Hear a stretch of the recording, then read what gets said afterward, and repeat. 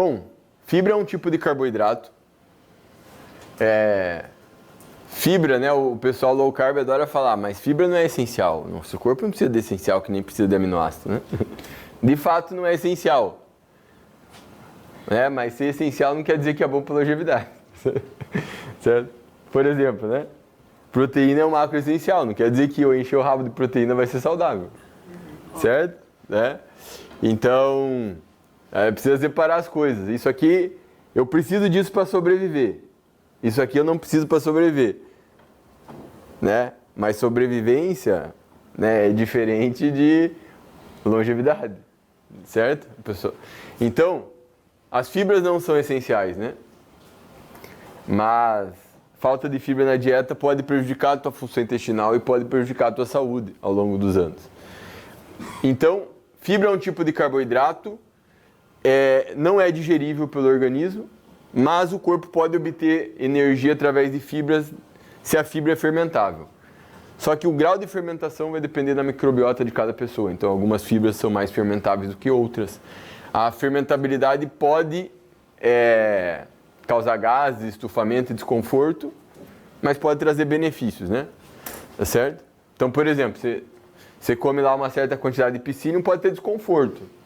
Não quer dizer que aquilo está fazendo mal para a tua saúde, está tendo um desconforto devido à fermentabilidade. É a mesma coisa do feijão, E claro que isso pode incomodar a pessoa, pode, Às vezes o grau de incômodo é pequeno, É que nem fome, pessoal? Tem gente que fala assim, é errado sentir fome. Da onde isso? Nada a ver.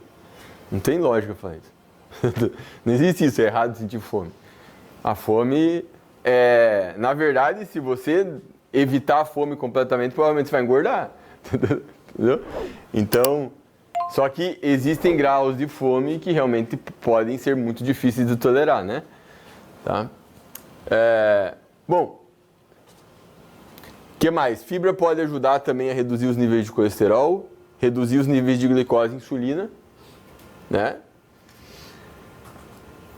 Essa recomendação de fibra, por que existe uma recomendação de fibra se ela não é essencial, Porque a recomendação é focada no aspecto da saúde. Essa recomendação de 14 gramas por 1000 calorias, ela vem de dados de estudos epidemiológicos, O que é o estudo epidemiológico? É aquele estudo que você pega uma população e olha ao longo de vários anos o que acontece com ela, certo? Muitas vezes as pessoas criticam, mas esse estudo aí tem muito viés, porque pode ter muito fator de confusão. Isso não quer dizer que todo estudo epidemiológico é ruim. Isso aí também é uma visão de quem não entende nada de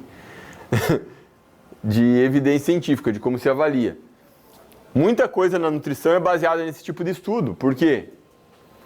Porque, por exemplo, como que eu vou conseguir avaliar o efeito da fibra na saúde cardiovascular para reduzir doença cardíaca com ensaio clínico, tipo assim, vou dar um grupo comer bastante fibra, outro grupo comer menos.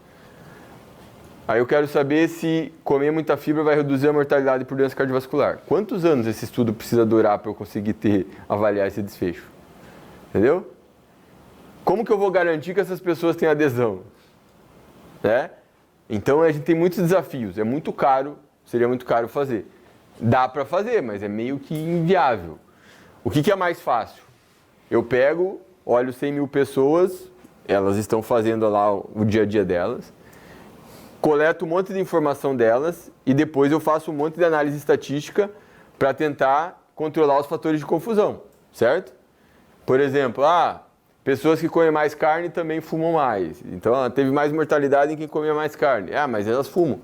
Será que com método estatístico eu consigo tirar esse viés do cigarro e de outros fatores? Consigo, eles conseguem. Não quer dizer que você ainda não pode ter outros fatores de confusão, mas nos estudos bem feitos lá, eles conseguem tirar o máximo possível de controlar esses fatores. Para fibra, é comum ter fator de confusão, por quê? Quem come mais fibra, come mais vegetal. Porque a fibra está no vegetal, está no grão integral, certo? O legal é que a galera que critica os estudos, eles falam assim, estudo observacional, o pessoal low carb fala assim, estudo observacional, não presta para nada, por quê?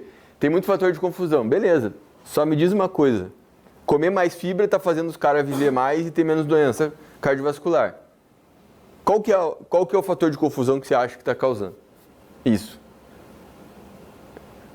Entendeu? Porque pode ser que não seja, pode ser que então não seja a fibra que essas pessoas estão vendo mais. Mas você entende que essas pessoas estão vendo mais, elas não estão vendo menos. Tá certo? Então, comer mais fibras, eu não sei se comer mais fibras é que está causando isso. Só que tem um detalhe importante. Quando a gente olha para os dados de curto prazo, eu vejo que a fibra reduz a LDL. Certo?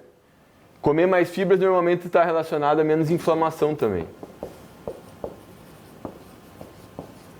Então isso aqui eu vejo no curto prazo. Né? Eu sei que um LDL alto causa aterosclerose em modelos animais. Eu sei que estudos que usam fármacos que reduzem LDL reduzem desfecho por doença cardiovascular. Então eu tenho ligações entre comer mais fibras e doença cardiovascular através de desfechos intermediários, né? E nos estudos de longo prazo você observa, quem come mais fibra comparado a quem come pouco, tem menos doença cardiovascular, tem menos risco de diabetes, tem menos obesidade, né? Tá certo? Então, se é a fibra que está causando isso, né? Tem vários indícios que sim, tá certo? Pelos efeitos metabólicos. Então essa recomendação de 14 gramas a cada 1.000 calorias vem desse tipo de estudo, né? Mas são vários estudos, tá, pessoal? Não é um estudo que mostrou isso. Na verdade, eu não conheço um pesquisador sério que contesta isso. Então aqui ele diz, né? Suporte epidemiológico que a ingestão de fibra dietética previne a obesidade é forte, né? Ou seja, são muitos dados de estudos epidemiológicos de vários países do mundo que mostram essa relação. Quem come mais fibra normalmente ganha menos peso do que quem come pouca fibra. A ingestão de fibra está inversamente associada ao peso corporal e à gordura corporal. Além disso, a ingestão de fibras está inversamente associada ao índice de massa corporal, em todos os níveis de ingestão de gordura, né?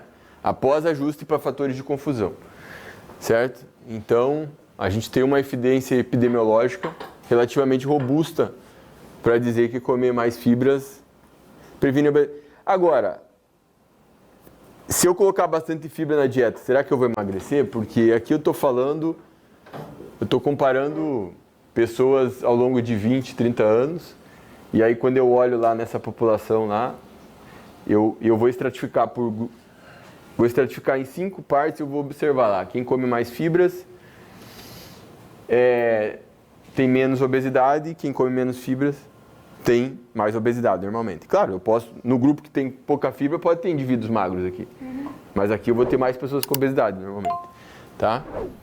Mas isso não quer dizer necessariamente que comer mais fibras vai fazer o cara emagrecer. Mas pelo menos eu posso te dizer o seguinte, parece ser uma boa ideia manter a ingestão de fibra alta do meu paciente, principalmente nessa fase aqui.